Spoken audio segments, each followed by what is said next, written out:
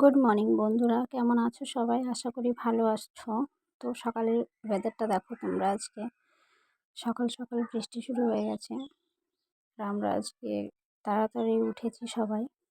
ভোরবেলায় ওঠা হয়েছে, কেননা তোমাদের দাদা ভাই মানে আমার বরমশাই আজকে চলে গেলেন কাজে। তো কারোরই সেরকম মনটা ভালো নেই, বাড়ির সকলেরই মন খারাপ হয়ে আছে একটু, কেননা ওনাকে এসে আবার একদিনের মধ্যেই চলে যেতে হয়। আর আমাদের থেকে ওনার কষ্টটা আরও বেশি, কেননা উনি একা থাকেন বাইরে। আমরা তো তাও বাড়িতে সকলে একসঙ্গে মিলেমিশে হাসি খুশি, বাচ্চা আছে একটা, তো অতটা বোঝা যায় না।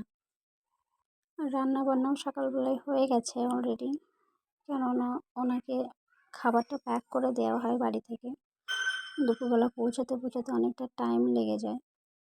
আর যেহেতু মেঘলা করছিল, তাই তাই জামা কাপড়গুলো একবারে উপরে নিয়ে এসে আমি মেলে নিয়েছি। তারপর কটা জামা কাপড় ছিল সেগুলো গুছিয়ে নেবো ভালো করে, কারণ অগোছালো জিনিস আমার একদম পছন্দ না। আর কাজ ফেলে রেখে বসে থাকাটা আমার পছন্দ না। আমার মনে হয় কাজগুলো গুছিয়ে নিই, তারপর বসে থাকা যাবে।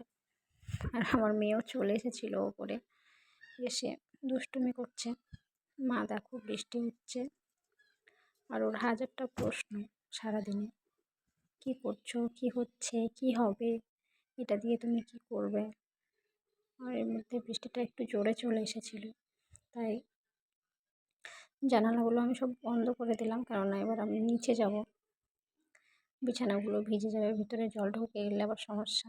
আর বারে বারে এখন উপরে উঠি না আমি, কেননা যেহেতু আমার 3rd ট্রাইমেস্টার চলছে, তো যতটা পারি অ্যাভয়েড করি। উপরে সবটা ভালো করে গুছিয়ে নেওয়ার পর আমি চলে গেলাম মেয়েকে নিয়ে নিচে। আর নিচে যাওয়ার পর আমার মেয়ে দোকানের সামনে গিয়ে কেমন নাচানাচি শুরু করে দিল। ঠান্ডা ঠান্ডা করছিল, তাই আমি মায়ের জন্য একটু চা বানিয়ে নিলাম এরপর। আর এত গরমের পর বৃষ্টির দিনগুলো তোমাদের ঠিক কেমন কাটে সেটা অবশ্যই আমাকে কমেন্ট করে জানিও। আর যারা আমার চ্যানেলটিকে এখনও সাবস্ক্রাইব করোনি, প্লিজ চ্যানেলটিকে সাবস্ক্রাইব করে ভিডিওগুলোকে লাইক করে দিও। আর সবাই সুস্থ থেকো, ভালো থেকো।